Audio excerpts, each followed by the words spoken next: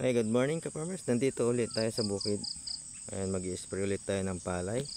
After 3 days natin magsabog ng fertilizer. And kagabi sumama tayo mag night fishing. Nakahuli tayo ng pang-ulam. Nakalibre tayo ng ulam ngayong araw. Kaya lang nahilo tayo kagabi guys. Lakas ng hangin. Kaya yung ibang nahuli namin hindi ko na videoan. And nakahuli kami ng isang malaking talakitok. Ayan ka-farmers, mag-i-spray muna tayo ka-farmers.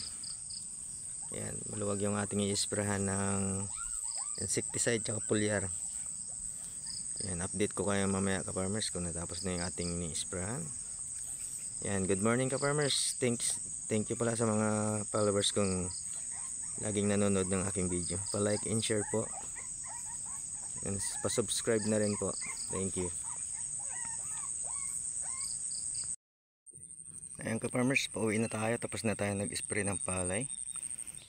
Hindi tayo makakasamang laot ngayon ka-farmers kasi may pasok tayo ng bukas ng umaga. Kaya hindi tayo makakasamang magbingwit sa laot ngayon. Tapos na yung ating 4 na araw na day off. Ayan, yung 4 na araw na yun, dito lang tayo sa bukid tsaka sa laot tayo nag day off. Yun ang day off na may pakinabang.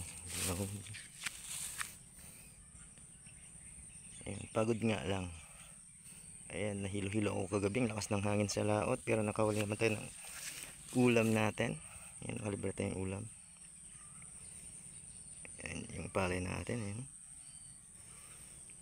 Berdeng-berde na. Ayan, hanggang dun sa dulo. Ayan, ispray natin kanina. Napakaluwag ka-farmers.